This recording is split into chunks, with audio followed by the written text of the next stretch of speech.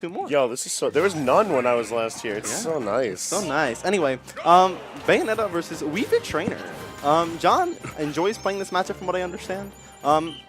He's like, I'm Weave Trainer, and even if I'm a bad character, I can still do the thing.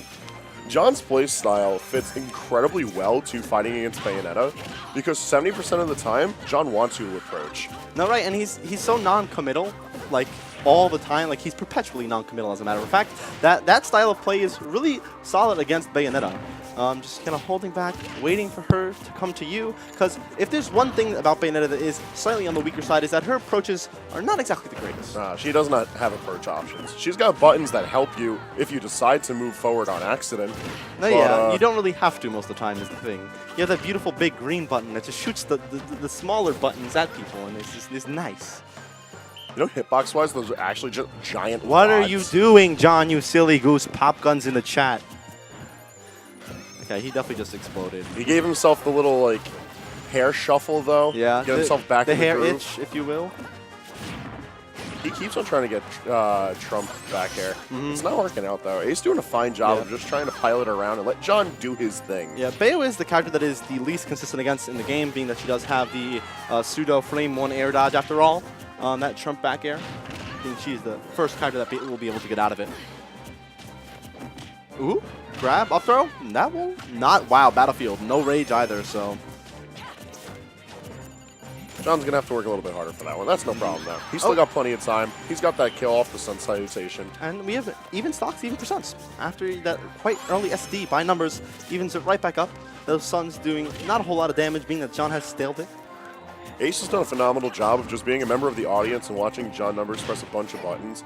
But I'm waiting to see if he could turn anything around on John, because we're seeing John get a little bit more aggressive. Are you trying to say that Ace hasn't been playing this game? He's been surviving. He's shown an excellent ability to wait a return to minute. the stage. Okay, John's back though. Stage spiked, but living. Ace has to retreat back to the stage. He does so. Has stage control, but Numbers not necessarily a proponent of the stage control state in this game, if you will. Now his stage is wherever the ledge is. Yes, wherever the ledge is. Oh, extended the hitbox. Gets that meat side B. It was gross. It was like a fatty side B. Fatty. Very thick, if you will, and that will be a deep breathing boosted up air, and that will take game number 1. I think John took less than 100% that game. Yeah, he did. What a nice SD. What a nice SD by John Numbers. Guys, he's number 3 on the New York State PR currently. We should be ashamed of ourselves. He should be number 1. He should be number 1. Fucking trash. He's so He bad. is trash, though. He should be the top of the bad PR. Got him. That's where he belongs. That's where he Y'all are trash. Game 2, Lilac Cruise. Great place to be for both of these characters, honestly, but at least here, Bullet Climax can put in a lot more work for Ace. I can imagine him being very much more proactive, given that all of the stage is his to play with. No, right, and there are multiple levels as to why the stage is difficult for Weave Trainer in the matchup. Obviously, the bullet arts being very difficult for Weave Trainer to deal with due to her height, along with Weave Trainer's sons getting sucked up by the stage. I have an aside about that. The first thing is, this is Numbers' least favorite stage. Yeah. Like before he picked the Bayonetta, and now that he picked the Bayonetta, it's like I never have to worry about banning Lilat again. Yeah. The second thing is like the bullets don't really matter that much to Oh, Numbers God, because he just charges Sun. DK, Numbers. Wow! Okay, I know. Wow! No, I hope he dies. I am so mad. No, yeah. Rest in peace, headphone users. Rest in including peace. me, So headphone sorry. user. Anyway, so I know why John taunted there. Bayonetta was definitely right in front of him. He pressed the grab button, but because Bayonetta shrunk her hurt box down to the floor on landing, John missed the grab completely. And he's like, you know what? I'm at 30%. I'll just taunt. John Numbers, everyone. He's just farming rage. These are the wacky, deliberate buttons that he presses. Yes. He's not cocky. He's just being a Silly. dummy. He's being a dummy. No, I would 100% agree. Oh, you definitely can just get 20% off that, my guy. No one's SDIing out of that move. That's like the one move that no one is SDIing out of your combos. Come on. I've never wanted a villain to lose more. John Numbers is the villain. Numbers right now is the villain. Oh, I definitely thought he was dead, Zoe. I definitely thought he's SD twice. Nah. Going for the dare right there. I like the mix-up. Just run back raw dare, trying to catch Numbers. Beautiful tech by him, by the way. Oh, and this bouncy ball. Lilat's angles there actually helping out numbers. Yeah, like I said, this stage, you would think this wouldn't be good for Wii Fit because of how good it is for Bayonetta. However, John, the master of geometry he is, notice how every little thing that he puts out is going to interact with the stage in some way, shape, or form. He definitely tried to catch that that side beat to the stage with a Sun. Ace not having any of that F tilt says, I shouldn't have got hit by that. That was me being silly.